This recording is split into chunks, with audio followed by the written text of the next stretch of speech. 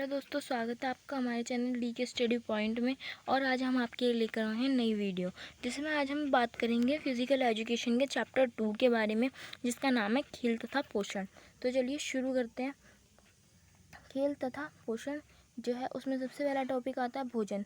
तो भोजन, जैसा कि आप जानते ही हैं, जो हमारे शरीर के लिए बहुत आवश्यक होता है और हर समय जो है हमारे को कार्य करने के लिए हमें ऊर्जा देता है, तो वो भोजन होता है। तो पर अगर हम को ये पेपर में लिखना है तो इसकी हमें एक डेफिनेशन पता होनी चाहिए।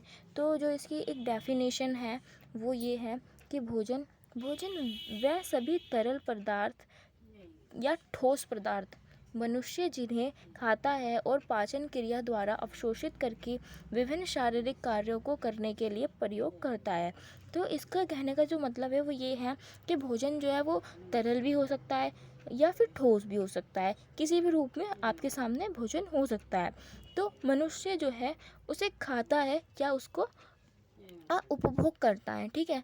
तो उसको उपभोग करने के बाद और पाचन क्रिया द्वारा अवशोषित करके, उसके पाचन क्रिया द्वारा जो है उसको अवशोषित कर लिया जाता है और जो क्या नाम है, और विभिन्न शारीरिक कार्यों करने के लिए उपयोग किया जाता है। फिर उसको अवशोषित करने के बाद उसे जो भी ऊर्जा मिलती है उसका वो उपयोग अपने विभिन्न विभिन्न कार्य करने के लिए करता है, ठीक है। तो ये हो गया भोजन। अब देखते हैं संतुलित आहार।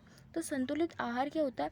संतुलित आहार ऐसा आहार जिसमें सभी पोषक तत्व उचित मात्रा में हों व शरीर की दैनिक आवश्यकताओं की पूर्ति करें। तो आहार जो है, संतुलित आहार ऐसा आहार होता है जिसमें हमारे जो भोजन है हमारे सामने, उसमें विभिन्न विभिन्न प्रकार के सभी पोषक तत्व हों। पोषक तत्व यानी कि कार्बोहाइड्रेट, विटामिन्स, वसा, मिनरल्स, और कि जैसे कि ये सारे के सारे जो हैं पोषक तत्व हमारे उचित मात्रा में जो हमारे सामने खाना है उसमें होना चाहिए। तो वो संतुलित आहार होता है जिसको खाने के बाद हम अपनी दैनिक आवश्यकताओं की पूर्ति कर सकें, यानी कि हमारे को पूरे दिन में जो भी काम हो हम उनको आसानी से कर सकें, हमें ऊर्जा मिल जाए, ठीक है। अब पोषण पोषण क्या होता है? पोषण भी हमें भोजन से ही प्राप्त होता है। तो पोषण का मतलब ये है कि भोजन में उपस्थित विभिन्न पोषक तत्वों का शारीरिक क्रियाओं की पूर्ति के लिए उपयोग पोषण कहलाता है। भोजन में जो भी क्या नाम है उपस्थित है पोषक तत्व, जैसा कि मैंने अभी आपको बताया था, कार्बोहाइड्रेट, वसा, विटामिन्स और प्रोटीन, ये सभी चीज़ें जो हैं ये हमारे जो भोजन में उपस्थित होते हैं तभी हमें उनसे पोषक तत्व मिलते हैं, जिनसे अगर हमारे शरीर में पोषक तत्व मिलता है तो हमने जो हमारे शारीरिक कार्य हैं और उनको हम पूरी तरह से अच्छे से कर पाते हैं। अगर हमारे को भोजन करने के बाद भी ये सारे पोषक तत्व नहीं मिलते तो हमें दिक्कत आती है अपने शरीर में के जो दैनिक कार्य हैं उन्हें करने में। तो अब बात करते हैं पोषक तत्वों की। तो पोषक तत्व जो हैं वो दो प्रकार के होते हैं। तो पोषक तत्व जो होते हैं वो दो प्रकार के होते हैं। पोषक तत्व कौन कौन से होते हैं? बृहद पोषक तत्व और सूक्ष्म पोषक तत्व। बृहद पोषक तत्व का मतलब है कि बृहद मतलब बड़ा, बड़े मतलब ज़्यादा, और सूक्ष्म मतलब छोटा, छोटा मतलब कम। तो हमारे शरीर को जिन पोषक तत्वों की जो आवश्यकता है, जिन पोषक तत्वों की आवश्यकता अधिक मात्रा में होती है वो क्या होते हैं? बृहद पोषक तत्व।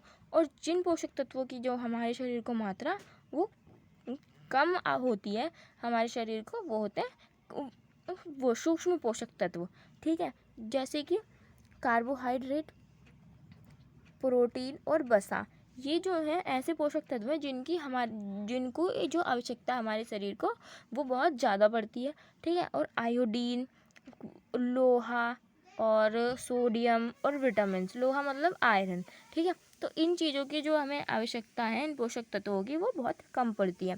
तो इस तरह से ये होते हैं बृहद पोषक तत्व और सूक्ष्म पोषक तत्व, जो कि पोषक तत्वों को दो प्रकार में बांटा जाता है।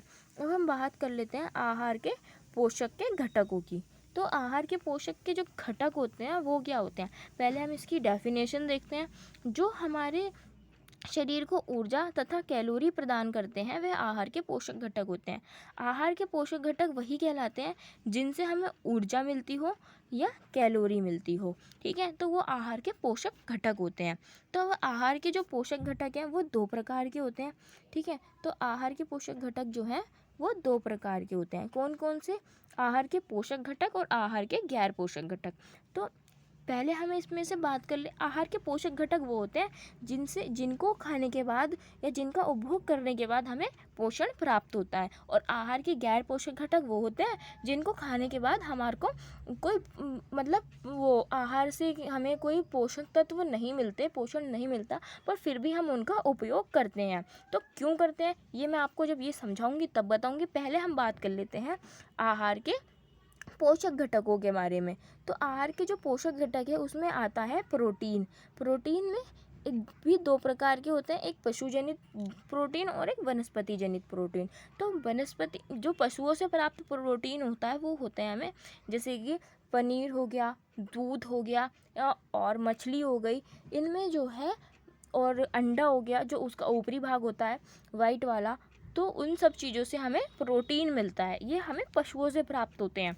और दूध से बने सभी जो भी वो पदार्थ हैं वो सभी हमें पशुओं से ही प्राप्त होंगे, और इन सब में प्रोटीन भी होता है। और वनस्पति से प्राप्त प्रोटीन में जैसे हो गया, आप ये ले लीजिए, सोयाबीन हो गया, दालें हो गई और तिल हो गए, ठीक है। ये सब चीज़ों में भी प्रोटीन होता है जो कि हमें वनस्पति से प्राप्त होती हैं फसल लगाने के बाद, ठीक है। कार्बोहाइड्रेट भी होते हैं जो दो प्रकार के होते हैं। तो कार्बोहाइड्रेट में एक होता है साधारण कार्बोहाइड्रेट और एक होता है जटिल कार्बोहाइड्रेट।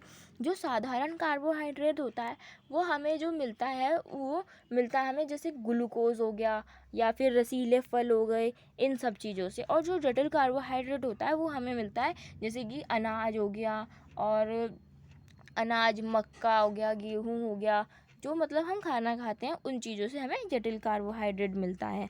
तो जो ये साधारण कार्बोहाइड्रेट हैं ज़्यादातर ये घुलनशील होते हैं, यानी कि तरल पदार्थों में होते हैं जो साधारण कार्बोहाइड्रेट होता है। पर जो जटिल कार्बोहाइड्रेट होता है ये जैसे कि ठोस पदार्थों में होता है, जैसे कि अनाज मैंने आपको बताया, जैसे मक्का, गेहूँ, ये सब चीज़ें, ठीक है। तो ये जो साधारण कार्बोहाइड्रेट होते हैं ये मीठे होते हैं, और जबकि जो जटिल कार्बोहाइड्रेट होते हैं मीठे नहीं होते। अब बसा भी जो है भी हमारे शरीर के लिए आवश्यक है, क्योंकि ये फैट जो होता है ये भी हमारे शरीर के लिए आवश्यक होता है। पर हाँ, अगर ये ज़रूरत से ज़्यादा हो जाए तो अच्छा नहीं होता। पर हाँ, नॉर्मली ये भी होना चाहिए फैट्स हमारे भोजन में, क्योंकि इसके भी अपने कार्य होते हैं। ये हमारे जो शरीर की रक्षा करता है और हमारे कोमल अंगों की रक्षा करता है, तो इसीलिए जो वसा है ये भी हमारे शरीर के लिए आवश्यक है। तो ये भी दो प्रकार का होगा, पशुओं से प्राप्त वसा और वनस्पति से प्राप्त वसा। तो पशुओं से जो प्राप्त होती है वसा वो उसमें जैसे मिलता है हमें घी, मक्खन, पनीर, ये सब चीज़ें जो हैं हमें पशुओं से प्राप्त होती हैं, जो और इन सब में वसा भी अधिक मात्रा में पाया जाता है। और वनस्पति से जो हमें प्राप्त होती है वसा, उसमें आ गया सूखा मेवा और क्या नाम है, सरसों तेल, अनाज और नारियल, ये सारी चीज़ें जो हैं इन सब में वसा पाई जाती है, और ये हमें वनस्पति से प्राप्त होती हैं। अब हम बात कर लेते हैं विटामिन्स के बारे में। विटामिन जो होते हैं ये भी दो प्रकार के होते हैं, एक होते हैं वसा में घुलनशील और एक होते हैं जल में घुलनशील विटामिन्स। वसा में घुलनशील जो विटामिन्स होते हैं, तो वसा में घुलनशील विटामिन्स को हम देखते हैं। तो वसा में जो घुलनशील विटामिन होते हैं वो होते हैं vitamin A, vitamin D, vitamin E, vitamin के। ये जो सारे विटामिन्स होते हैं ये जल में घुलनशील होते हैं, ठीक है। अब हम बात कर वसा में घुलनशील होते हैं vitamin A, vitamin E, vitamin D और विटामिन के, ये सारे विटामिन्स। अब हम बात करते हैं जल में घुलनशील जो विटामिन्स होते हैं उनकी। तो जल में घुलनशील जो विटामिन होंगे वो होंगे विटामिन पहला होगा B1, B2 और B3, B4, B5 और B6, ठीक है। 1 से लेकर 6 तक, B1 से लेकर B6 तक जो है ये सारे के सारे जो हैं ये जल में घुलनशील विटामिन होते हैं। और एक आता है B12 और विटामिन सी, ये सारे के सारे जो हैं विटामिन सी, ये सारे के सारे जल में घुलनशील विटामिन होते हैं। और जैसे कि मैंने आपको पहले बताया विटामिन ए, डी, के, ई और के विटामिन जो हैं ये वसा में घुलनशील होते हैं। अब हम बात करते हैं आहार के गैर पोषक घटकों की, यानी कि आहार के गैर पोषक घटक फोक यानी फाइबर, जल, स्वाद यौगिक, रंग यौगिक और पादप यौगिक। तो अब जो है हम बात कर लेते हैं फोक की। फॉग क्या होता है?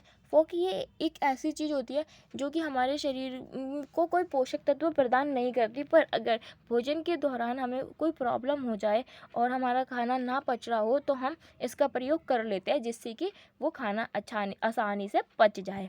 ठीक है। और जल जो है इससे हमें कोई पोषक तत्व प्राप्त नहीं होता, पर फिर भी ये हमारे जीवन जीने के लिए आवश्यक है। इसीलिए हम जो जल का उपभोग करते हैं, और इसीलिए वैज्ञानिकों ने इसे एक पोषक तत्व ना मानकर एक आवश्यक तत्व भी माना है जल को, एक आवश्यक तत्व।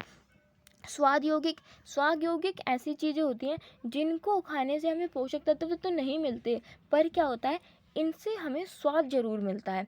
तो इन चीज़ों का इसीलिए हम उपभोग करते हैं। जैसे कि आपने देखा होगा कि चाउमीन वाला जो होता है वो क्या करता है, सिरका डालता है वाइट कलर का और ब्लैक कलर का, पर उससे आपको कोई पोषक तत्व तो नहीं मिल रहे, है ना, पर फिर भी क्या नाम है, आप उस चीज़ का उपभोग कर रहे हो। तो ये चीज़ें होती हैं स्वाद यौगिक। रंग यौगिक, अब रंग यौगिक का मतलब ऐसी चीज़ें जो सुंदर दिखाने के लिए खाने को इस्तेमाल की जाती हैं। जैसे कि आप रेड और ग्रीन कलर का प्रयोग करते हैं। ठीक है। खाने को सुंदर बनाने के लिए ज़्यादातर जो यूज़ होता है वो रेड और ग्रीन कलर होता है। जैसे कि जो जर्दे के चावल होता है उसमें यूज़ होता है ये, और जो चिल्ली पटाटो वाला होता है वो यूज़ करता है इसको। और ये हर चीज़ मतलब मोस्टली चीज़ों में ये कलर्स जो हैं वो यूज़ करते हैं उन्हें सुंदर दिखाने के लिए, जिससे कि जो खाने वाला व्यक्ति है उसको ये अच्छा लगे। और पादप यौगिक में ऐसी जो चीज़ें होती हैं जो हमें पादपों से प्राप्त होती है, जो हमारे शरीर के लिए आवश्यक भी हो सकती हैं और जो आवश्यक नहीं भी हो सकती, पर क्या नाम है, इनसे हमें लेने से कोई पोषक तत्व नहीं मिलता। ठीक है। अब जैसे कि पादप यौगिक जो है उनसे क्या होता है कि इलाज हो जाता है, जो उससे पादप यौगिक से दवाई बनती हैं बहुत सारी, पर ये हमारे लिए फ़ायदे के लिए हैं कि उससे दवाई मिलती है और हमारी जो बीमारी है वो ठीक हो जाती है। जैसे कैंसर के यूज़ के लिए पादप यौगिकों का इस्तेमाल किया जाता है, पर क्या होता है, वो हमारे शरीर को ठीक कर देती हैं, पर हमारे को उन चीज़ों से कोई पोषक तत्व नहीं मिलते। ठीक है।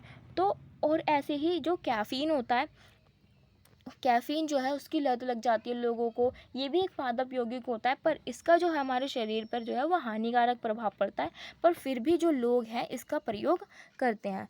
तो आज का चैप्टर यहीं ख़त्म होता है। बचे हुए चैप्टर की हम जो बात है वो अगली वीडियो में करेंगे, जिसमें हम स्वास्थ्य भार के बारे में बात करेंगे, और स्वास्थ्य भार क्या है और खाद्य मिथक क्या है, अल्पाहार क्या है, इन सब चीज़ों की बात करेंगे। जब तक के लिए अगर आपको वीडियो अच्छी लगी है तो लाइक कीजिए, और कोई अगर आपको प्रॉब्लम है तो कमेंट करके पूछिए।